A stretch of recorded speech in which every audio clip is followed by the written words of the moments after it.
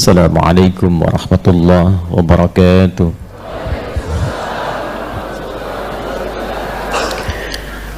Alhamdulillahi rabbil alamin, alladhi jama'al mahabbata fi qulubil mu'minin liyazdadu imanan ma'a imanihim fa asbahna bi ni'matihi ikhwana. Wassalatu wassalamu ala rasulillahil karim sayyidina Muhammadin al-amin alladhi bittiba'i sunnatihi syarifati asbahna lil muttaqina imama. Allahumma salli wa sallim wa barik ala hadha an-nabiyil karim wa ala alihi wa sahbihi wa dhurriyyatihi wa ummatihi ila yaumiddin. Amma ba'd. Fa ya ahbaballahi wa ahbab rasulih sallallahu alaihi wasallam, usi nafsi wa iyyakum bitaqwallahi faqad fazal muttaqun. فلا تموتن إلا وأنتم مسلمون. فقال تعالى يا أيها الذين آمنوا اتقوا الله حق تقاته ولا تموتن إلا وأنتم مسلمون. Saudara-saudariku, Bapak Ibu sekalian, baik yang berada di area Masjid An-Nur ini pun yang tersambung dalam sambungan live kita di pagi hari ini di kajian duha, kita awali dengan bersyukur pada Allah Subhanahu wa Ta'ala. Kita masih diberikan kesempatan untuk beriman sampai dengan pagi hari ini, dan di antara kenikmatan iman itu kita bisa wujudkan dalam bentuk meningkatkan amal saleh, salah satunya dengan mendatangi majelis ilmu. Karena datang ke majelis ilmu itu dibuka dengan kalimat iman. Quran surah ke-58 ayat yang ke-11. Ya ayyuhalladzina amanu idza qila lakum tafassahu fil majalisi fafsahu yafsahillahu lakum. Jadi yang bisa tergerak untuk datang ke majlis ilmu itu hanyalah orang-orang yang beriman. Dan iman itu yang mengantarkan seseorang datangnya ke majlis. Ingat, tempatnya disebut majlis. Saya sering kali ungkapkan, majlis itu berasal dari kata jalasa. Jalasa orang sekarang menyebutnya dengan duduk. Padahal duduk itu ada dua kata. Ada jalasa, ada qa'ada. Jalasa perpindahan dari tempat yang rendah ke tempat yang tinggi. Anda duduk sekarang di karpet, saya minta pindah ke kursi supaya lebih tinggi. Maka orang Arab mengatakan tafaddal ijlis. Tapi kalau kita berada dalam posisi tinggi seperti berdiri, kemudian akan turun duduk jadi merendah, maka orang Arab mengatakan tafaddal uq'ud, dari kata qa'ada. Sifatnya disebut dengan qu'ud. Jalasa sifatnya disebut dengan julus. Karena itu orang yang tak sanggup sholat dalam keadaan berdiri boleh ya duduk, dan di Quran disebut dengan qu'udan bukan julusan. Quran surah keempat misalnya An-Nisa di ayat 103, fa idza qadaytumus salata fadhkurullaha qiyaman wa qu'uda wa ala junubikum. Quran surah ketiga Ali Imran misalnya ayat 191, alladzina yadhkuruna allaha qiyaman wa qu'uda. Itulah dahsyatnya diksi Al-Quran yang menunjukkan bahwa Al-Quran firman Allah. Ya, kalau diduga atau dituduh seperti orang-orang yang tidak paham menuduhnya sebagai rekayasa manusia, maka bahasanya akan bahasa manusia yang kadang tidak mampu membedakan kapan kata itu ditempatkan. Baik, tempatnya disebut dengan maq'ad, dari kata qa'ada maq'ad. Jadi maq'ad itu kalau orang aktif tiba-tiba nggak aktif lagi, nah disebut dengan maq'ad, rehat, duduk, sifatnya taqa'ud. Karena itu orang pensiun yang tadinya aktif kemudian tidak aktif lagi disebut huwa yataqa'ad. Tapi kalau berpindah dari tempat yang rendah ke tinggi, mengangkat kita lebih tinggi, maka tempatnya disebut majlis. Jamaknya disebut dengan majalis. Kenapa tempat belajar ilmu itu disebut majlis? Majlis ilmu. Untuk memberikan kesan kepada kita yang datang, kalau ingin datang ke tempat menuntut ilmu, carilah tempat-tempat yang mampu mengangkat derajat kita lebih tinggi dari sebelumnya. Jadi datang dengan pulang itu ada perbedaan. Jamaknya disebut majalis, karena itu kita sebut majlis ilmu, majlis ta'lim.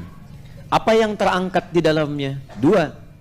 Teruskan ayatnya. Yarfa'illahu alladhina amanu minkum walladhina utul ilma darajat. Yang diangkat itu dua. Yang pertama imannya.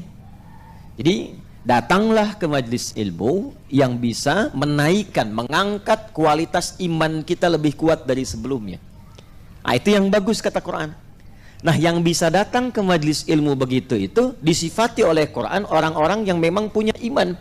Imannya itu yang mengantarkan ia ke satu tempat, yang di tempat itu imannya mampu mengangkat dia lebih kuat. Apa cirinya orang mendapatkan keimanan yang lebih kuat? Maka nanti Al-Imam Al-Bukhari menerangkan dalam kitab sahihnya di topik yang kedua, Kitabul Iman, ada 57 hadis. Di antara hadis itu ada rumus dari Nabi yang mengatakan sallallahu alaihi wasallam, qala al-imanu yazidu wa yantaqis. Yazidu bit-ta'ah wa yantaqisu bil ma'siyah. Iman itu bisa naik, terangkat, bisa turun. Kapan ia bisa naik? Dia naik terangkat dengan banyak mengerjakan ketaatan. Wujudnya amal saleh. Karena itu saya sering katakan majlis ilmu yang baik satu adalah majlis yang ketika Anda datang, apapun yang disampaikan di majlis itu mampu memotivasi kita sehingga kita lebih ingin menaati Allah, lebih dekat dengan Allah, senang menunaikan amal saleh, salatnya menjadi lebih rajin, baca Qur'annya meningkat, puasanya meningkat. Bahkan kita baru lihat syekhnya, ustadznya atau gurunya, kita sudah termotivasi mengerjakan kebaikan. Itulah majlis ilmu. Dan yang bisa mendatangi demikian, ya ayyuhalladzina amanu, karena iman ketemu iman. Ya. Kalau merendah, nanti turun kualitasnya dari majlis jadi tempat biasa. Ya. Apa yang didapati di dalamnya macam-macam. Ya, macam-macam. Ya, mungkin yang membuat banyak tertawa, mungkin yang membuat banyak juga menangis, mungkin yang membuat macam-macam. Tidak bisa kita persalahkan. Ya, masing-masing barangkali punya bagiannya tersendiri. Tapi untuk ahli iman, dia akan mendatangi majlis yang mengangkat imannya. Yang kedua, walladzina utul ilma darajat. Bertambah pengetahuan. Jadi selain imannya menguat, pengetahuannya bertambah. Nah, pengetahuan itulah ketika bertambah yang membantu dan memudahkan iman saat mengerjakan amal soleh. Contoh begini, Anda kalau taunya amal solehnya saja, sholat 5 waktu berapa rakaat? 17. Waktunya ada berapa? 5, karenanya disebut 5 waktu, subuh, zuhur, asar, maghrib, isya. Baik, subuh berapa rakaat? 2. Zuhur, asar, isya, 4. Maghrib 3, ya. Baik. Jadi 17 semuanya. Kalau ilmu kita hanya di sini, tapi kita taat beriman, maka pengetahuannya hanya cukup sampai di sini. Pokoknya kalau sudah tiba maghrib 3, kalau sudah tiba isya 4, kalau sudah tiba zuhur 4, kalau sudah tiba asar 4, subuh 2. Tiba Anda melakukan perjalanan jauh. Seperti ini ada rombongan dari Sumbar datang. Semoga Allah berikan kemuliaan-kemuliaan kebaikan. Dan juga yang lainnya yang mungkin juga lebih jauh lagi, ya. Baik, datang tapi tak tahu ilmunya misalnya. Taunya imannya sudah kuat, ingin mengerjakan amal soleh, sholat. Tiba di jalan dari zuhur ke asar, tidak mudah menemukan tempat untuk sholat. Atau ada kesulitan-kesulitan yang tidak memungkinkan mengerjakan di kendaraan misalnya. Wudunya bisa terjaga saat zuhur. Belum tahu ilmu tentang jamak, belum tahu ilmu tentang qasar. Maka pengetahuan yang terbatas itu, walaupun imannya kuat, pengetahuan terbatas menjadikan ibadah kadang-kadang tidak lebih mudah untuk ditunaikan. Tapi ketika walladzina utul ilma darajat, ilmunya semakin banyak, tahu tentang hukum jamak. Baru tahu jamak dikerjakannya 4-4. Tapi tambah ilmu tentang qasar bisa 2-2. Ya. Jadi mengerjakan zuhur bisa 2, jamak dengan asarnya jadi 2, kemudian maghribnya ke isya, maghrib tetap 3, kemudian isyanya jadi 2, karena pengetahuan. Tapi kalau pengetahuan cukup sampai di situ, belum tahu tentang subuhnya yang nggak bisa dijamak, bisa jadi subuh dijamak ke isya. Ya. Tambah lagi pengetahuan, karena itu subuh tidak bisa dijamak, nggak bisa dikosor. Kosor batas minimal 2, subuh sudah 2, mau dibagi lagi jadi 1 kan nggak mungkin. Karena itu subuh letaknya jauh ke zuhur, jauh ke isya, sehingga tidak ada alasan kita untuk menariknya menjadi jamak. Mau jamak ke isya masih jauh kok, ya. Mau narik zuhur ke subuh masih jauh juga. Nah, itulah pentingnya kita datang ke majelis ilmu. Ilmu bertambah, memberikan keadaan ibadah kita lebih mudah, iman meningkat, menjadikan suasana ibadah kita lebih kuat. Dan itu yang disebut dengan majelis. Yang ingin saya katakan, semoga Allah Subhanahu wa ta'ala menggolongkan kita termasuk orang-orang yang beriman sampai dengan pagi hari ini, dan menggolongkan apa yang kita sekarang sedang pelajari di tempat ini sebagai majalisul ilmi insyaallah. Apa yang didapatkan jika semua itu terjadi? Faqala Rasulullah sallallahu alaihi wasallam, yang diriwayatkan oleh Al-Imam Ibnu Majah dari sahabat Abu Darda radhiyallahu taala anhu, qala Rasulullah sallallahu alaihi wasallam, man salaka tariqan yaltamisu fihi ilma sahhalallahu lahu tariqan ila al-jannah wa innal malaikata la tad'u ajnihataha ridan li talibil ilmi. Siapapun yang melangkahkan kakinya ke tempat seperti tadi dengan imannya dan niatnya hanya untuk talabul ilmi, belajar, maka setiap langkah yang ia lakukan hingga tiba dan pulang ke tempatnya akan diperintahkan oleh Allah kepada malaikat, catat itu untuk meringankan langkahnya ke surga. Dan diperintahkan malaikat membentangkan sayapnya, berikan ridha kepada hambaku itu sampai selesai menuntut ilmunya. Faqala Rasulullah sallallahu alaihi wasallam di hadis yang lain, dan diabadikan hadis ini dalam kitab Sahih Al-Bukhari oleh Al-Imam Al-Bukhari di topik ketiga, namanya Kitabul Ilmi, dari sahabat Muawiyah radhiyallahu taala anhu, dari Nabi sallallahu alaihi wasallam bersabda, man yuridillahu bihi khaira yufaqihuhu fid din. Siapapun yang diinginkan oleh Allah berubah menjadi orang baik, perilakunya baik, sifatnya menjadi lebih baik, karakternya baik, maka yang pertama Allah berikan kepada orang itu, diberikan ia arahan dan kemampuan untuk datang belajar tentang tuntunan agamanya. Jadi kalau kita ingin mendapatkan ringan langkah ke surga, datang ke majlis ilmu. Di antara pembuktiannya di Sahih Al-Bukhari keberhasilan kita belajar, pulang dari majlis ilmu itu ada perubahan pada diri kita yang membuat kita lebih baik. Jadi cirinya kalau memandang yang baik saja. Kalau mendengar yang baik saja. Kalau bicara yang baik saja. Kalau melangkah kepada tempat yang baik. Nah, ini yang menjadikan langkahnya ringan ke surga. Jadi sekalipun Anda catatannya banyak, kemudian ilmunya banyak, tapi tidak merubah perilaku menjadi lebih baik, maka tetap berlaku hisab yang boleh jadi tidak mudah untuk dilalui. Karena itu mari kita niatkan dengan ikhlas. Saya buka dulu supaya mengondisikan hati dan keadaan kita, niatnya ikhlas karena Allah semata. Baik, bismillahirrahmanirrahim. Kita akan memulai kajian kita, masih melanjutkan pembahasan tentang surah An-Naba, dan saya akan coba bagi kepada dua bagian pokok. Yang pertama melanjutkan topik kajian kita di pertemuan yang lalu, dan yang kedua memberikan di waktu yang tersisa singkat tips cepat untuk bisa menghafal Quran dengan lebih mudah, dan kemudian mengingat dan mempraktekannya dalam kehidupan.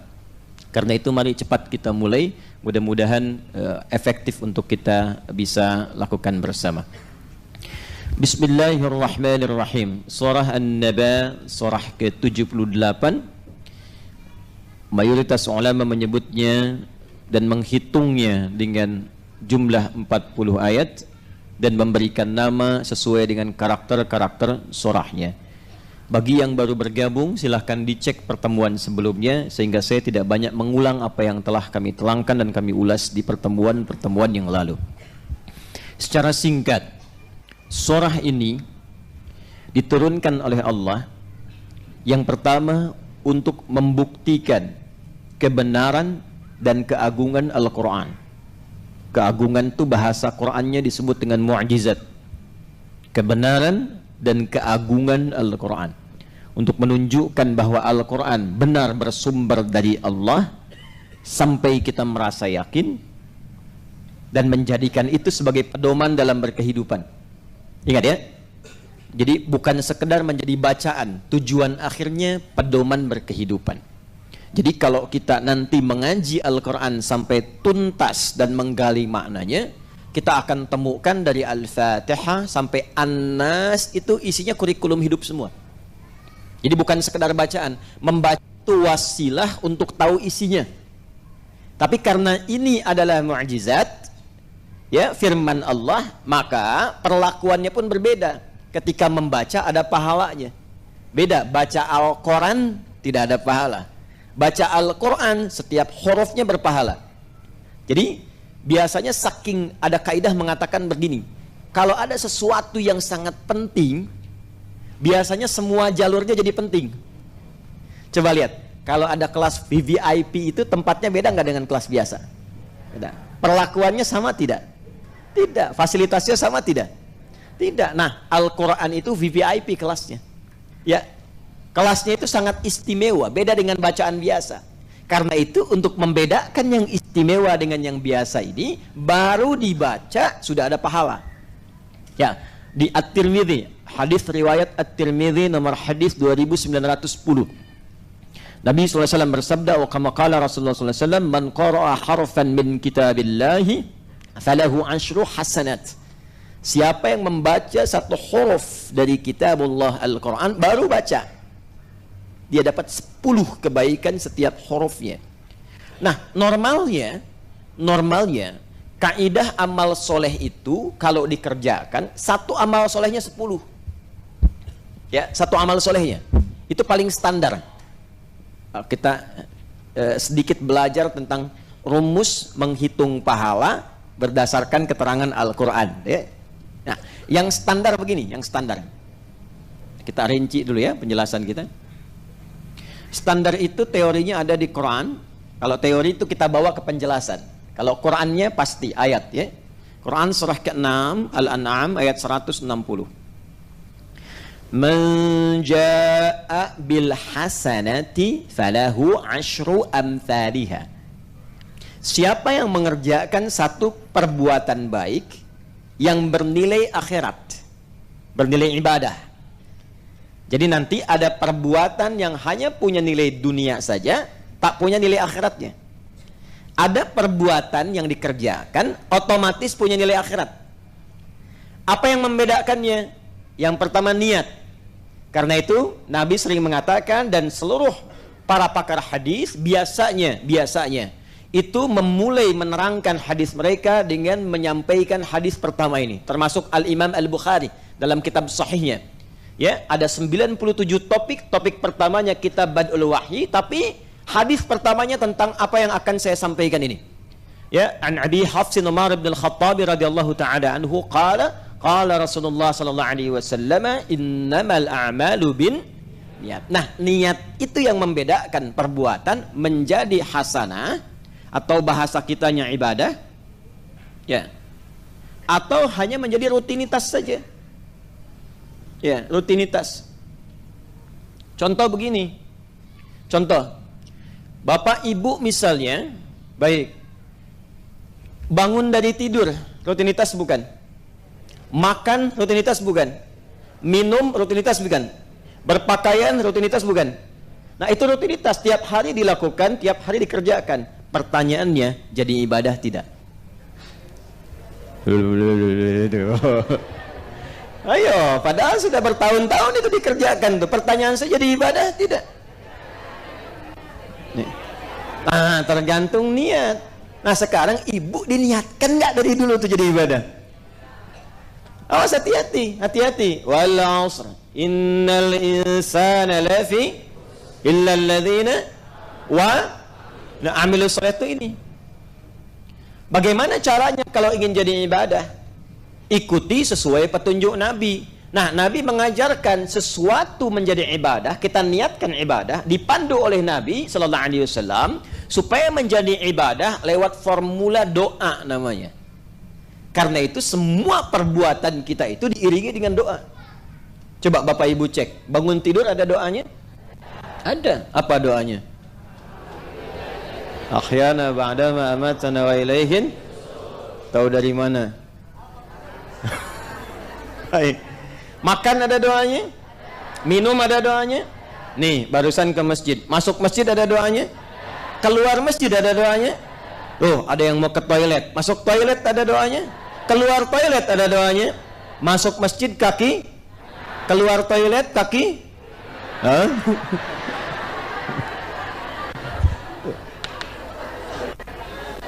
Apa fungsi doa itu? Merubah dari sekedar rutinitas menjadi ibadah.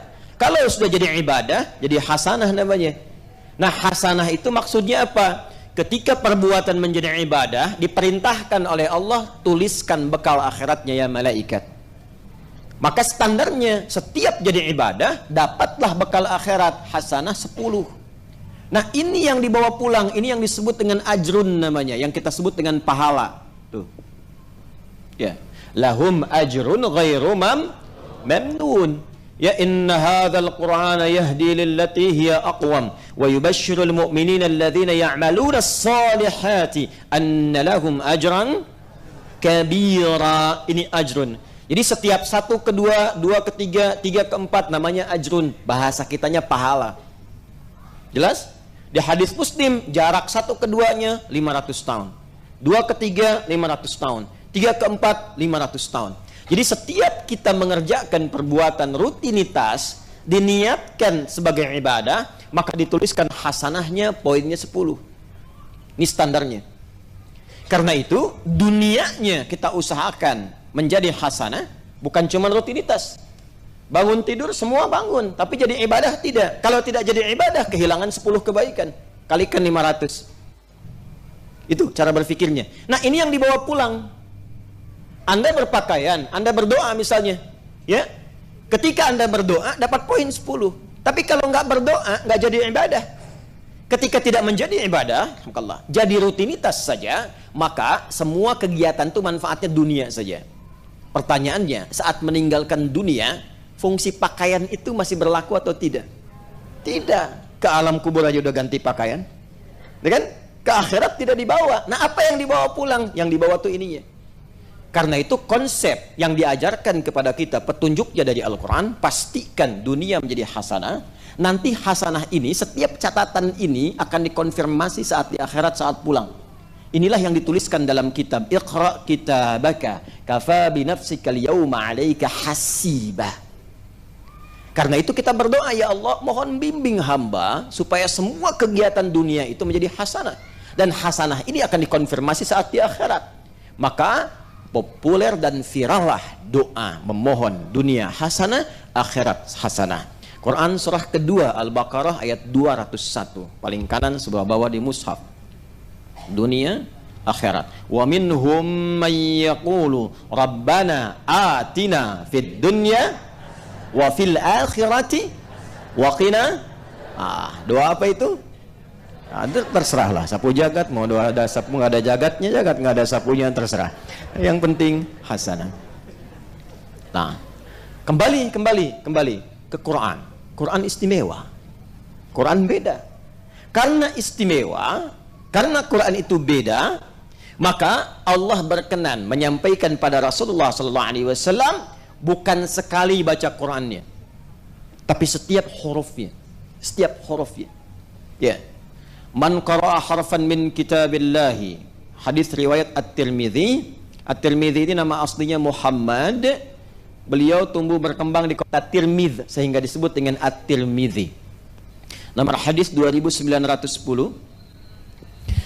Dari Nabi SAW disampaikan, man qara'a harfan min kitabillahi, siapa yang membaca satu huruf dari kitabullah, satu huruf, falahu asyru hasanat, dia akan diberikan 10 kebaikan, 10 hasanah setiap hurufnya, bukan sekali bacanya. Kalau misalnya, maaf, Bapak Ibu baca alif lam mim, ya kan? Berapa ayat? 3 ayat. 1 ayat. Sebentar, tarik nafas dulu. Fokus. Alif lam mim. Berapa huruf? Nah, berapa ayat? Nah, bagus. Nah, menilainya bukan begini, baca alif lam mim 10, bukan. Kata Nabi, walam aqul alif lam mim harfun. Saya tidak katakan alif lam mim itu satu huruf sekali baca, tapi alifun harfun, lamun harfun, mimun harfun, walikulli harfin 10 hasanat. Alifnya satu huruf, lamnya satu huruf, mimnya satu huruf, setiap hurufnya 10 kebaikan.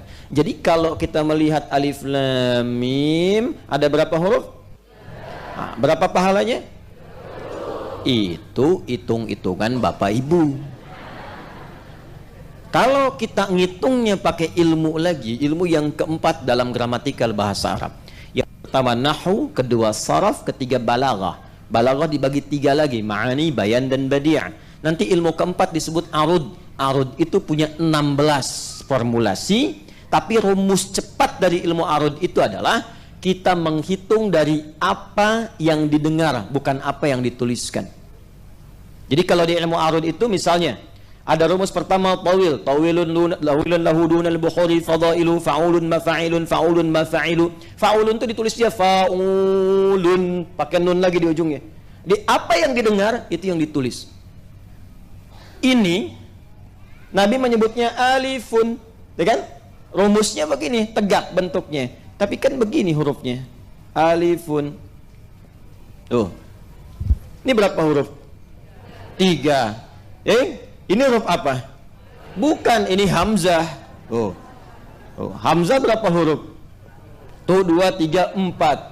Maksudnya apa? Maksudnya bagi orang yang ikhlas tak pernah berhitung berapa dapat pahala, maka Allah berikan pahala kepadanya tanpa hitungan. Rumusnya ada di Quran surah kedua di akhir ayat 261. Wallahu yudha'ifu liman yasha' wallahu wasi'un alim. Bagi yang tanpa berhitung diberikan tanpa hitungan. Bagi yang menghitung 3 huruf kasih 3 kali 10. Jadi berapa? 30. Kenapa ada yang menghitung? Rumusnya hadis Muslim nanti dari Abu Hurairah radhiyallahu taala anhu, karena di akhirat nanti antara hasanah dan sayyi'ah itu akan ditimbang. Itu yang namanya hisab. Hasanah kanan, sayyi'ah kiri. Hasanah itu pahala, sayyi'ah itu dosa. Jadi setiap ada orang berbuat dosa ditutupi oleh pahalanya. Pahala 1 misalnya, ya, dosa 1 tutup jadi kosong. Setiap perbuatan baik 10, perbuatan buruk dosanya 1. Tutupin dari yang 10 ini, datang tinggal 9. Rahmat Allah menjadikan perbuatan dosa, kalau bukan kabair, kalau bukan dosa besar, dia menjadi 1. Tapi kalau dia kerjakan kebaikan, dia tutup tuh dengan 1 itu sisa 9. Kadang-kadang ada yang masih ngitung nih, aduh saya lihat tadi ya Allah, tutup dengan bacaan Quran, 1 huruf cukup, nun. Masih ada sisa 9. Nah itu yang hitung-hitungan tuh. Itulah Al-Quran. Nah ini yang standar, ini yang istimewa. Baik, jadi surah An-Naba di antara tujuannya ketika Allah turunkan untuk mengungkap keagungan Al-Quran itu, mu'jizat Al-Quran, sampai kenapa layak mendapatkan penilaian yang dahsyat. Saking agungnya baru baca mendapatkan pahala. Tapi bacaan yang berpahala ini tujuannya untuk memahami isinya. Ingat, bukan sekedar dibaca. Betul membaca ada pahala. Tapi fungsi Al-Quran itu bukan sekedar untuk dibaca. Inti fungsinya untuk membimbing kita berkehidupan. Pedoman lengkap yang menjadi bimbingan kita berinteraksi, itu dalam bahasa Arab disebut hudan namanya. Hudan. Kalau dia hanya terbatas pada satu kegiatan disebut dalil namanya. Apa namanya? Dalil. Contoh, Bapak Ibu beli handphone. Semoga Bapak Ibu diberikan rezeki yang melimpah oleh Allah sehingga mampu beramal soleh. Ya, bukan buat beli handphone, ya, amal soleh. Karena ada yang beli handphone hanya untuk bikin status saja ya, kan belum tentu jadi amal soleh. Kenapa sampai ke situ? Balik lagi. Contoh, apa tadi contohnya? Handphone. Baik, kita kembalikan dulu ya. Kita kembalikan dulu seperti semula. Bapak Ibu sekalian, hudan dengan dalil. Anda membeli handphone. Bukankah saat beli handphone itu biasanya ada buku petunjuk? Ya, beli kulkas ada buku petunjuk. Nah, itu dalam bahasa Arab disebut dengan dalil namanya. Ya, petunjuk terhadap satu aktivitas, satu kegiatan. Ada bukunya. Ini fungsinya ini fungsinya begini. Dikerjakan berdampak positif, tidak dikerjakan bisa berkonsekuensi negatif. Tapi kalau petunjuk itu mewakili pada semua kegiatan secara komprehensif, menyeluruh semuanya. Bangun tidur dibimbing, makan diatur, berpakaian ditunjukkan caranya, demi kebahagiaan, kesuksesan dan kesejahteraan. Maka berubah namanya dari dalil menjadi hudan. Ini hudan. Al-Quran saat diturunkan, Allah dengan saat yang bersamaan memberikan penjelasan kepada kita melalui Rasulullah SAW bahwa fungsi Al-Quran, tujuannya diturunkan itu adalah sebagai hudan. Di dalamnya ada pedoman yang sangat lengkap bagi semua manusia untuk berkehidupan, dari mulai bangun tidur sampai dengan tidur kembali, dan apapun pekerjaan yang kita lakukan, di sini ada pedomannya. Quran surah kedua ayat 185. Karena Qurannya istimewa, Allah turunkan di bulan yang istimewa, Ramadan. Malamnya jadi istimewa, Lailatul Qadar. Harinya istimewa, Jumat. Malaikatnya naik status jadi Sayyidul Malaikat Ruhul Amin, Jibril. Nabinya naik status jadi Sayyidul Anbiya'i wal Mursalin, Muhammad sallallahu alaihi wasallam. Maka Allah firmankan, syahrul Ramadan alladzi unzila fihil Qur'anu hudal linnas. Ini. Nah, yang harus kita pahami dari kata hudan ini hal yang ingin saya highlight. Jadi isi Quran itu semuanya di dalamnya itu pedoman hidup kita ada di situ semua. Dan bukan pedoman berkehidupan saja. Kalau bisa kita ikuti semua itu, maka pertama akan merubah diri kita menjadi pribadi yang baik sempurna. Ingat ya, berubah karakter kita menjadi pribadi yang baik. Apapun itu, dari ujung kepala sampai ujung kaki. Kedua, akan mengantarkan semua aktivitas yang kita kerjakan pada kesuksesan dan kebahagiaan sesuai dengan standar yang ingin diraih. Jadi ada sukses saja belum tentu bahagia, itu disebut dengan farihah, farah, sifatnya farhan. Bahagia saja belum tentu sukses. Terbaliknya, bahagia belum tentu sukses disebut dengan farihah, sukses saja belum tentu bahagia disebut dengan faza, fauz, faiz, faizah.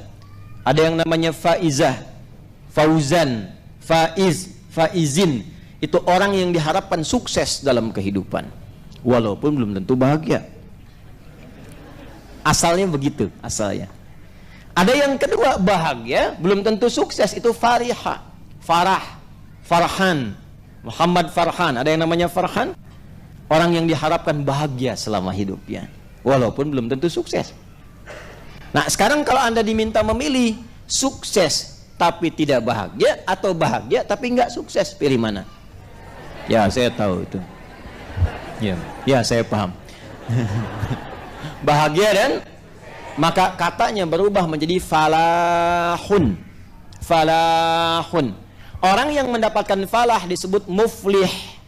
Jamaknya disebut muflihun. Nah, orang yang mengikuti Quran, semua pedoman kehidupan dirubah oleh Allah, pribadinya menjadi pribadi yang baik plus mendapatkan falah menjadi muflihun. Quran surah kedua ayat yang kelima, ulaika ada hudam mir rabbihim wa ulaika humul muflihun. Karena itu coba silahkan cek, ibu bapak di kalangan umat jahiliyah, silahkan lihat Umar bin Khattab, Bilal bin Rabah, Abdurrahman bin Auf, Abdullah bin Mas'ud, sahabat-sahabat lainnya ridwanullah alaihim jami'an. Bagaimana perilaku mereka saat di zaman jahiliyah sebelum mengikuti Al-Quran? Jauh. Tapi ketika Allah turunkan Al-Quran, bukan tongkatnya Nabi Musa, bukan mukjizat Nabi Isa. Diturunkan Al-Quran pada Nabi Muhammad sebagai mukjizat untuk mereka dan untuk semua manusia ke depan. Maka Allah ingin tunjukkan, Pak Ibu, seringkali saya tunjukkan begini. Kita kan bicaranya sering jahiliyah. Jahiliyah itu, ini lokasinya Pak Bu, kurang lebih ya, umumnya berada di sekitaran Mekah. Saya ambil satu spot saja, satu titik. Itu kanan kirinya Romawi dan Persia, di luar Jazirah Arab ini, di luar Hijaz. Romawinya maju, sudah ada imperium, peradaban. Kalau Bapak Ibu main ke Roma misalnya, ya, ke Italia atau ke Libya, ada peninggalan, atau Mediterania, wilayah Turki yang ke sebelah, dekat-dekat Mediterania. Itu sampai sekarang masih ada peninggalan Kolosium, kebesaran-kebesaran dan sebagainya, maju. Persia punya kekaisaran, saingan Romawi. Tapi Allah tidak berkenan menurunkan Al-Quran di Romawi, tidak di Persia. Supaya nanti orang tidak mengatakan begini, pantas turunnya di Romawi, pantas turunnya di Persia, sudah maju, sudah ada peradaban. Tapi diturunkan di tempat paling rendah, yang tidak ada peradaban, yang kriminalnya paling lengkap. Jadi tempat ini tuh khatam maksiat. Nih, sini. Semua jenis maksiat ada di sini. Dan nggak punya peradaban, jauh. Diturunkan di sini. Apa yang terjadi? Merubah ini semua. Kalangan masyarakat yang disebut jahiliyah berubah menjadi khairu ummah, manusia terbaik, umat terbaik yang pernah lahir dan beraktivitas di bumi. Turun Quran surah ketiga Ali Imran ayat 110. Kuntum khaira ummatin ukhrijat linnas. Yang ini jadi tenggelam Romawi, yang Persia pun jadi tenggelam. Yang naik yang ini. Apa yang menjadikan mereka naik ke permukaan sampai jadi orang hebat? Ternyata bukan karena kemampuan kehebatan mereka, tapi karena Al-Quran. Ini diikuti betul. Jadi mereka itu kalau sudah turun ayat, sami'na wa ata'na aja. Turun ayat misalnya mengatur tentang perdagangan, diatur dagangnya harus begini, sami'na wa ata'na, ikuti. Sehingga akhirnya apa? Muncul Utsman, muncul Abdurrahman bin Auf. Itu Bapak Ibu sekalian, dari orang yang fakir, yang hilang harta seperti Abdurrahman bin Auf, pernah kaya jadi fakir, hilang harta, naik status melebihi kekayaan sebelumnya. Nomor 4 ya, kalau di rumus kekayaan berarti dia ya nomor 4 ya, kaya menengah, kaya banget, keempat kebangetan kayanya, nomor 4 dia ya. Utsman demikian, sampai sekarang asetnya masih ada di Madinah, jadi hotel wakaf Utsman bin Affan, naik, nggak tanggung. Ali bin Abi Thalib radhiyallahu ta'ala anhu, Amr bin As, bagaimana keilmuan mereka yang sangat luar biasa. Abu Hurairah sangat populer dan buktinya sekarang masih ada. Itu hadis-hadis banyak diriwayatkan. Abu Hurairah itu baru masuk Islam 3 tahun sebelum Nabi meninggal. 3 tahun, tapi dalam 3 tahun itu bisa hafal 7.000 hadis. Dari mana barokahnya? Nih, ikutin. Semua yang disampaikan mereka ikuti. Ini tentang ilmu, ini tentang jabatan, ini tentang pekerjaan, ini tentang dagang, ini tentang belajar. Semua ayat Quran diturunkan, diikuti oleh mereka, merubah keadaan mereka menjadi khairul ummah. Apakah cuma di Mekah? Tidak. Dibawa ke Yathrib. Yathrib itu satu anak keturunan dari Nabi Nuh alaihissalam yang menyebar, menemukan tempat di situ, tinggal di situ. Karena itu tempatnya diberi nama dengan namanya Yathrib. Saat Nabi pindah ke situ, hijrah dari Mekah ke Yathrib, itu suasananya kotor, pasarnya tertinggal, banyak ribanya, dimonopoli Yahudi, konfliknya banyak. Aus dan Khazraj 600 tahun nggak selesai. Diikuti bimbingan Al-Quran. Cuma 2 tahun merubah kondisi Yathrib yang tadinya tertinggal menjadi suasana kota. Pasarnya ditata, dagangnya menjadi sukses, orangnya jujur-jujur, jadi lebih baik, dan memberikan cahaya pada orang sekitarannya sehingga orang viral mengatakan, kalau Anda mau cari pasar yang jujur mana? Yathrib. Kalau Anda pengen suasana kota di mana? Yathrib. Kalau orang dermawan ada di mana? Yathrib. Maka sepakat semua berkata, rubah nama itu menjadi suasana kota yang menginspirasi melahirkan cahaya. Maka berubah namanya menjadi Al-Madinah Al-Munawwarah. Quran turun di situ, merubah tempatnya Al-Madinah Al-Munawwarah.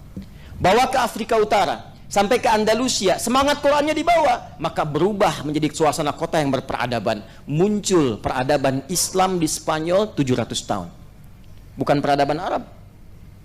Silahkan cek, semuanya peradaban Islam, peradaban Islam, peradaban Islam. Sumbernya di mana? Quran. Nah, ternyata ketika kita meriset Al-Quran, membaca dari Al-Fatihah sampai An-Nas, kita temukan Allahu Akbar, semua isi Quran membimbing kita di semua tempat kehidupan kita di 3 alam, bukan hanya di dunia. Sekarang kita ada di mana? Kan kita di Masjid An-Nur di Tanah Kusir, dan dia bagian dari dunia. Setelah meninggal dunia kemana? Ke kubur. Jangan ke akhirat dulu Bu ya, sabar. Ada waiting room di sini, ada kuburan. Nah, baru setelah itu kemana? Ke akhirat ya, akhirat. Ini alam terakhir, karena itu ada taknya. Akhirat di ujung sesuatu yang nggak ada mulanya lagi. Ujung pas. Nah, jadi kalau di sini tuh penentuannya jadi nggak bisa merubah lagi. Kalau sudah bahagia selamanya di surga, kalau nastapa ya nastapa di neraka, kecuali atas kehendak Allah Subhanahu wa taala. Ya, dan khususnya nanti pada orang yang beriman tapi sedikit bekalnya, nanti ada kebijakan-kebijakan tertentu di dalamnya. Dunia, kubur, akhirat. Coba saya tanya Bapak Ibu, kalau kita baca Quran, ada ayat tentang perdagangan? Ada. Ya, gampangnya bilang ada aja ya. Ada ayat tentang berbakti pada orang tua? Ada ayat tentang bagaimana bertetangga yang baik? Ada ayat tentang bagaimana bergaul yang benar? Coba bacakan ayatnya satu aja. Ada ayat tentang cara belajar? Ada ayat tentang bagaimana mendidik anak dalam kandungan? Ada ayat tentang memberikan ASI? Mana ayatnya? Ada semua. Ada. Ya, Al-Baqarah 233 itu untuk ASI, itu kan? Cara mendidik anak dalam kandungan sejak didoakan, Quran surah ke-7 ayat 189. Ya, cari dari 2 tahun sampai ke masa balik, Quran surah 31 ayat ke-13 sampai dengan ayat ke-19 misalnya, sampai dengan ujungnya. Yang ingin saya katakan semua ada di sini. Dunia. Tunjukkan pada saya di kitab mana atau di buku bacaan mana ada informasi tentang alam kubur. Cuma di Quran. Afala ya'lamu idza bu'thira ma fil kubur. Disebutkan kuburnya. Bagaimana suasana kuburnya? Dari yang menyenangkan sampai yang paling mendebarkan ada. Yang menyenangkan misal Quran surah Ali Imran surah ketiga ayat 169 sampai 171. Wala tahsabanna alladhina qutilu fi sabilillahi amwata bal ahya'un 'inda rabbihim yurzaqun farihina bima atahumullahu min fadli wa yastabshiruna billadhina lam yalhaqu bihim ya min khalfihim alla khaufun 'alaihim wala hum yahzanun. Jangan dikira orang yang mendedikasikan hidupnya di dunia untuk beramal soleh karena Allah itu wafat begitu saja, tapi di alam kuburnya akan dilimpahkan nikmat yang begitu luar biasa. Sampai saking merasa nikmatnya, dia ingin sekali mengabari walau tak mampu kepada keluarga yang ditinggalkan. Ada yang nangis, ada yang bersedih. Dia ingin mengatakan, jangan nangis, jangan sedih, apalagi meratapi, jangan. Kalau bisa cepat nyusul ke sini, cepat nyusul. Di sini lebih enak. Mau? Ya, jangan dulu ya, nanti habis talim aja. Kita selesaikan dulu. Itu disebutkan ayatnya. Ada yang mimpinya neraka aja dari pagi sampai petang, Firaun. Dan cerakanya nggak bisa bangun. Ya kan, mimpi nggak enak itu kan pengen cepat bangun kan? Ya coba ibu mimpi ketemu kuntilanak botak wajahnya jelek. Ya, pengen cepat bangun kan? Pengen cepat bangun. Ini alam kubur. Kan ada orang ateis atau orang-orang sebagian yang tidak mengerti agama mengatakan nggak ada siksa kubur, yang ada cuma tidur. Ya silahkan aja anda tidur, mimpinya ketemu neraka pagi dan petang. Bukan ketersiksa keadaannya. Itu baru satu contoh. Itu alam kubur. Belum setelah itu, jangankan ke alam kuburnya, mau meninggalnya pun diterangkan supaya kita siap-siap. Di buku mana, di kitab mana diberikan bimbingan tentang cara menghadapi maut. Di Quran itu sampai dijelaskan yang bertugas malaikatnya siapa, cara nyebutnya bagaimana, mengondisikan diri kita saat akan sakaratul maut seperti apa. Itu sampai diterangkan. Siapa yang mampu menjelaskan itu kecuali yang menciptakannya? Nih, calon meninggal. Masuk ini. Ya sama, kita CM, calon meninggal. Cuman perbedaannya kan waktu kan? Ya, bisa Anda duluan, saya belakangan. Itu iya pasti itu. Atau dibalik kan? Saya belakangan, Anda duluan, kan bisa. Kurang ya. Calon meninggal, bahasa Arabnya mayyit pakai tasydid, mayyitun. Ya, mayyit. Jangan tersinggung kalau disebut mayyit. Bapak mayyit ya. Iya, sama dengan Ustaz. Mayyit ada tasydidnya. Calon meninggal. Quran surah ke-30 ayat 39 ayat 30. Innaka mayyitun wa innahum mayyitun. Kalau dia sudah meninggal, maka tasdidnya hilang. Jadi mayyitun. Kata kerjanya mata.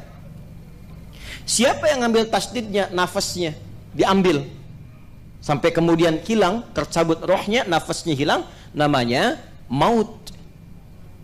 Ini maut datangnya ke nafas, mengambil tasdidnya, diambil. Ya, Quran surah ketiga di ayat 185. Kullu nafsin dha'iqatul maut. Quran surah 3 ayat 185. Siapa yang ditugaskan membawa maut? Malakul maut. Yang disebut dengan Israel itu malakul maut, malaikat pembawa maut. Ada di mana? Quran surah 32 ayat 11.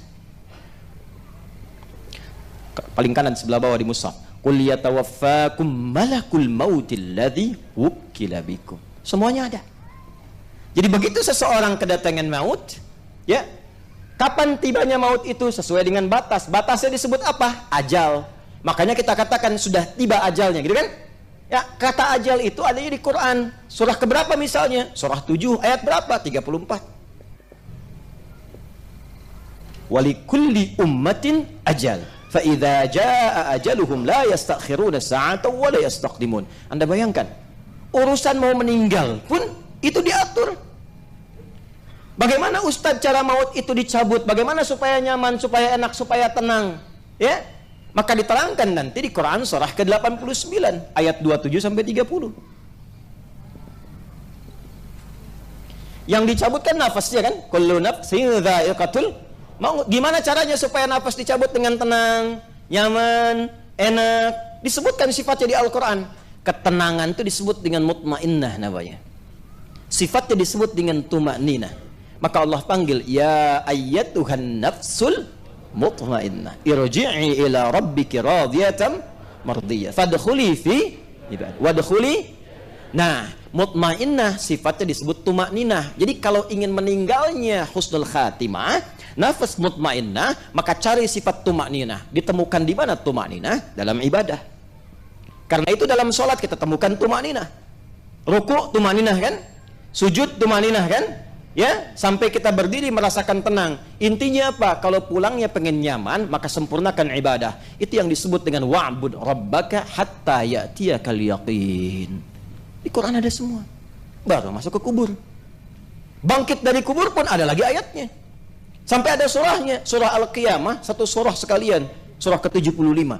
Sampai hisab ada ayatnya. Kemana akhir hisabnya? Diberikan keterangannya. Kalau pengen ke surga begini, kalau pengen ke neraka jangan. Ya, karena dahsyatnya seperti ini. Di mana ada buku, di mana ada kitab atau bahkan kitab yang disucikan menerangkan semua jalur kehidupan manusia secara menyeluruh dan lengkap, dunia sampai akhirat. Cuma di Quran. Cuma di Quran. Ketika seseorang hanya tahu dunia saja dan tidak punya persiapan untuk ke alam kubur bahkan ke akhirat karena kekurangan dan keterbatasan pengetahuan, maka diturunkanlah oleh Allah informasi yang menerangkan seputar kehidupan pasca meninggal di dunia supaya ia punya persiapan sebelum pulang. Di antaranya turunlah surah An-Naba itu. Jadi saya tuh nerangkan sampai 1 jam, intinya itu. Jadi kalau kita sudah khatam surah An-Naba, maka apa yang didapatkan oleh kita bekal pengetahuan untuk berpulang. Jadi kalau sudah khatam surat ini, kita semakin meningkat ibadahnya, semakin siap-siap untuk persiapan pulang, semakin punya bekal yang baik, semakin merubah diri kita lebih dekat dengan Allah Subhanahu wa taala. Ya, tidak cukup dengan amin, kita pelajari dulu ya. Nah, di pertemuan yang lalu kita sudah bahas ayat 1 sampai dengan 8. Saya tidak akan ulang karena ada di pertemuan yang lalu ya. Kita bacakan sama-sama saja dari ta'awudz supaya ingin mendapatkan keberkahan Qur'annya. A'udzu billahi minasy syaithanir rajim. Bismillahirrahmanirrahim. Amma yatasaalun 'anil naba'il 'azim alladzi hum fihi mukhtalifun. Kalla saya'lamun thumma kalla saya'lamun alam naj'alil arda mihada wal jibala autada wa khalaqnakum azwaja. Sampai 8 ayat di pertemuan yang lalu. Jelas? Baik. Secara singkat, saat ayat ini turun, surah An-Naba ini diturunkan, mulai terjadi banyak diskusi. Benarkah informasi ini? Karena tidak banyak pengetahuan tentang akhirat, tentang alam kubur, tentang dunia. Taunya tentang akhirat, tentang surga, tentang neraka. Taunya pokoknya hidup dunia selesai. Maka Allah ingin berikan pesan, insan beriman. Maaf, kita beriman tidak? Beriman tidak? Ciri orang beriman itu pikirannya panjang. Ya, baik itu saat hidup di dunia pun demikian, apalagi sampai ke akhirat pikirannya. Ya ayyuhalladzina amanu taqullaha wal tanzur nafsum ma qaddamat. Lihat, itu sampai akhirat. Ya, ini saya terangkan sedikit ya. Tadi Quran surah ke-59 ayat 18. Begini Bu, Pak.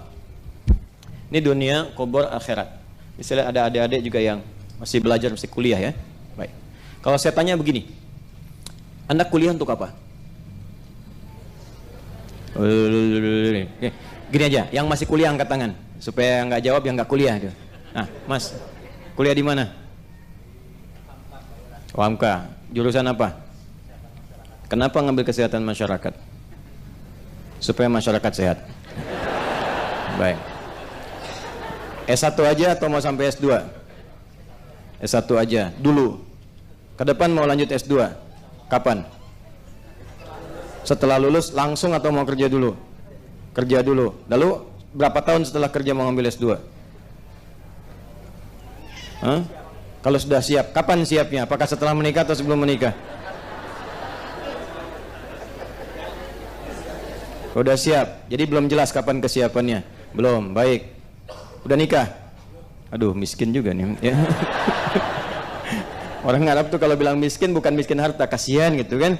Baik, mudah-mudahan sebelum kiamat kurang 2 hari sudah menikah ya. Mau lanjut S3? Enggak, setelah S2, S3. Mau kerja di mana? Sesuai jurusan S1. Baik. Bapak Ibu sekalian, ini bagus. Tapi tipikal orang beriman, wal tanzur nafsu ma qaddamat ghad. Waktu sampai akhirat. Aktivitas Anda itu mengantarkan kepada akhirat, kehidupan akhirat yang bagaimana? Jadi bagusnya kalau kata Quran, bagi insan beriman, turunkan akhiratnya, turunkan ke bawah, jadi kurikulum hidup. Itu yang diikutin aja selama hidup. Contoh begini, contoh paling gampangnya gini. Bapak Ibu kalau ke akhirat, mau tempatnya di mana? Di surga. Nah, surga itu kan ada 8 pintu, 8 turunan, 8 ragam. Bapak Ibu dari 8 itu ada surga Firdaus, surga Aden, Darussalam dan sebagainya. Mau yang mana? Firdaus. Saya tuh benar kalau tanya orang jawab Firdaus, mau ketawa nggak enak gitu kan, mau senyum nggak nyaman, tapi kesel gitu. Sholat 5 waktu, tahajud jarang, puasa sunnah enggak, baca Quran malas, cita-cita Firdaus. Terus di tempat itu pengen ketemu Nabi. Ya, insya Allah, optimis ya. Di surganya mau yang mana? Bagus. Gede. Pertanyaannya, apa amalan yang mengantarkan Anda layak sebagai penghuni surga Firdaus? Nggak cukup dengan amin, nggak bisa. Ada amalannya. Maka yang ingin saya terangkan gini, kurikulumnya turunkan ke bumi. Siapa para penghuni surga Firdaus itu? Maka, ya, tunggu sebentar ya Bu ya. Maka oleh Quran diterangkan runtutan ayat dan amalannya. Turunlah Quran surah ke-23 Al-Mu'minun misalnya. Yang ayat 1 sampai dengan ayat 9, boleh sampai ayat 11 juga. Kita batasi sampai 9 dulu. Ke ujung ayatnya, ulaika humul warithun alladzina yarithunal firdausa hum fiha khalidun. Kata Allah, ada calon penghuni surga Firdaus yang sedang berpetualang di bumi. Jadi hamba Allah ini sedang berkegiatan di bumi, di dunia. Tapi kata Allah, ini calon pewaris surga Firdaus. Apa amalannya? Yuk dari ayat 1-nya. Beruntung nggak kalau masuk surga Firdaus? Bahagia nggak? Sukses nggak? Masih ingat gabungan sukses dan bahagia disebut apa? Falah. Orangnya apa? Muflih, kan? Jamaknya muflihun. Baik, perhatikan ayatnya. Qad aflahal mu'minun. Aflaha itu kata kerja dari kata muflih. Muflihun itu kata kerjanya aflah. Artinya kalau ingin jadi muflihun harus banyak bekerja, berusaha, maksimalkan. Saya jamin, kata Allah, orang beriman itu kalau benar imannya dan mengerjakan amalan berikut ini, dia akan sukses, bahagia, ditempatkan di surga Firdaus sebagai pewaris surga Firdaus yang sedang berpetualang di bumi. Apa saja amalannya? Alladzina hum fi salatihim khashi'un. Bukan sekedar salat, dia berusaha selama hidup untuk khusyuk salatnya. Kalau mau surga yang standar, salat. Tapi kalau ingin surga yang istimewa, VVIP, khusyuk salatnya. Jadi orang ini selalu berusaha untuk bisa khusyuk dalam sholat. Dia belajar, dia konsultasi, dia bertanya, dia berikhtiar, dia berusaha supaya khusyuk sholatnya. Apapun pekerjaan dia. Lalu diturunkan ini ke muka bumi. Turunkan. Jadi kurikulum. Apapun pekerjaannya, apapun pelajarannya. Anda misalnya pengen masuk surga Firdaus, Anda mahasiswa, boleh. Silahkan di ilmu kesehatan. Tapi jangan sampai tinggalkan sholat. Kalau benar-benar pengen serius, tempatkan di kampus, di sekolah, yang di situ ada pelajaran bahkan tentang sholat. Ya, teruskan. Qad aflahal mu'minun alladzina hum fi salatihim khashi'un walladzina hum 'anil lagwi mu'ridun. Calon penghuni surga Firdaus meninggalkan lagha. Lagha itu semua yang enggak bermanfaat.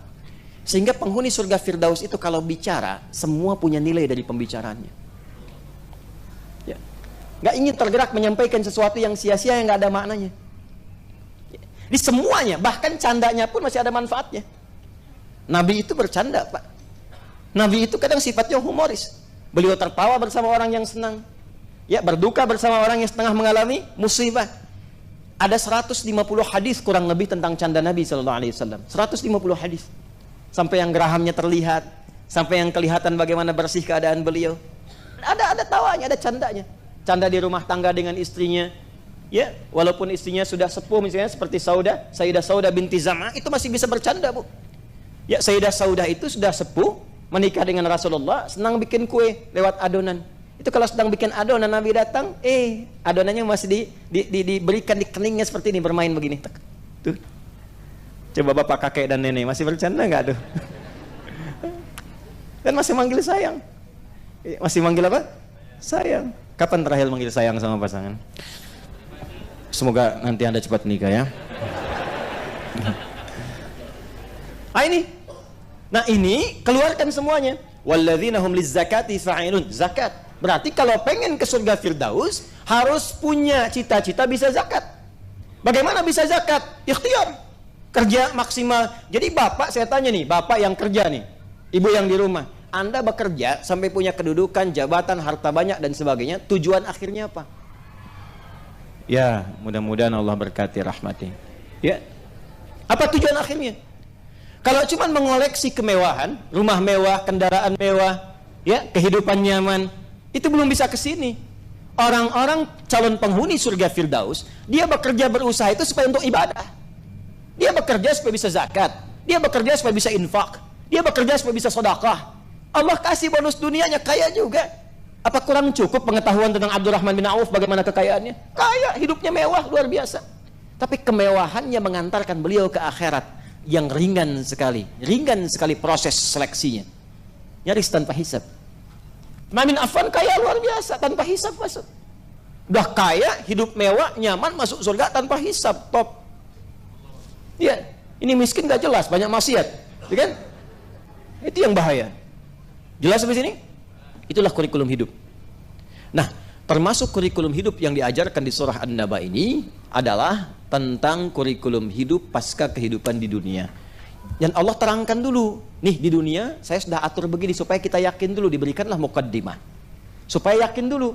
Karena memberi info pada yang belum diyakini, itu harus dibuka dengan sesuatu yang diyakini dulu. Itu secara logika demikian. Jadi kalau Anda ingin menerangkan sesuatu yang orang belum yakin dengan itu, Anda harus kuatkan dulu dengan logika, terangkan kepadanya apa yang sudah dia yakini sebelumnya. Contoh begini. Nah, itu batuk.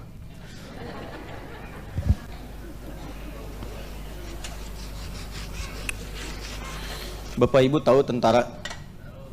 Halo? Tahu tentara? Nah, gambarkan ada seorang tentara penembak jitu misalnya. Luar biasa. Track recordnya sudah bagus. 500 meter tembus pas sasaran. 1 kilo tembus pas sasaran. Sudah tahu kita semua dengan track recordnya. Tiba-tiba dia mengatakan begini, misal, saya bisa tembak itu tepat sasaran dengan jarak 5 kilo. Yakin gak? Ada orang gak yakin, gak mungkin dia terangkan, nih saya aja 500 meter sudah saya lakukan, 1 kilo pas sasaran, saya bisa mengukur berapa ini, kecepatan angin berapa knot sekian, presisinya berapa, tembusnya kemana, ukuran seperti apa, senjata saya kapasitas begini, yang kapasitas senjatanya jangankan 5 kilo, 7 kilo pun bisa sampai ke situ. Ketika semua pembukaan itu disampaikan, bertambah keyakinan kita dia mampu atau tidak bertambah sama sekali? Bertambah keyakinan kita dia mampu. Saya akan menguasai bahasa itu dalam waktu 1 hari. Saya akan bisa bahasa Jepang bisa dalam waktu sehari. Masa sih? Kemarin aja bahasa Inggris saya kuasain cuma 3 jam. Kemarin aja bahasa Rusia saya kuasain cuma 5 jam. Lalu dites, ditanya, bisa dia jawab. Ketika semua itu disampaikan, saya menguasai bahasa Inggris 3 jam, bahasa Rusia 5 jam. Mungkin gak dia menguasai bahasa Jepang dalam sehari? Maka tampilkan sesuatu yang sudah dia dapatkan keyakinan dan informasinya, itu akan membantu dan mendorong dia meyakini apa yang belum dia ketahui sebelumnya. Maka ketika orang-orang belum memahami dan menyadari kehidupan pasca dunia, ada alam di kubur, ada alam di akhirat, ada kehidupan seperti ini, maka diterangkanlah oleh Allah tentang kuasa Allah membentuk semua kehidupan di dunia. Maka ini yang kemudian kita teruskan, kalla saya'lamun thumma kalla saya'lamun. Apa kuasa Allah di dunia? Alam naj'alil arda ada. Bukankah tempat yang kamu huni sekarang saja aku yang ciptakan, kata Allah. Lalu disebutkan kalimat mihad seperti yang pernah saya bahas sebelumnya, yang menyinggung tentang apakah bentuknya bulat, apakah fungsinya datar dan sebagainya, sudah saya terangkan. Wal jibala autada, dan aku jadikan supaya kuat walaupun bumi berputar, tapi engkau merasakan seperti tidak merasakan putarannya, nyaman beraktivitas. Aku pasak dia dengan gunung-gunung. Sekarang di berbagai ilmu diterangkan, geologi diterangkan, geografi diterangkan, bagaimana fungsi gunung ya untuk menopang dan menjadi kokoh pasak bagi bumi itu. Terbukti secara ilmiah. Jadi orang dulu menerima kalimatnya cuma lihat gunungnya, orang sekarang sampai ke sainsnya, sampai ke ilmunya. Kurang yakin apa lagi? Teruskan. Alam naj'alil arda bihada wal jibala. Kemudian wa khalaqnakum. Bukankah kalian sekarang pun hidup berpasangan? Siapa yang mampu menciptakan seseorang, ada laki-laki ada perempuan? Dan bukan cuma diciptakan, diberikan petunjuknya bagaimana cara berpasangannya. Dari ta'arufnya, Quran surah ke-49 ayat 13, dari memberikan lamaran ya, dari melamarnya sampai memberikan maharnya, Quran surah ke-4 ayat ke-4, dari proses pernikahannya, Quran surah 30 di ayat ke-21, dari tanggung jawabnya, kewajiban dan haknya, apa yang melekat pada laki-laki suami, apa yang melekat pada perempuan istri, Quran surah ke-4 ayat 34, sampai semua terkait dengannya. Diberikan keyakinan dulu apa yang telah kita alami sebelumnya.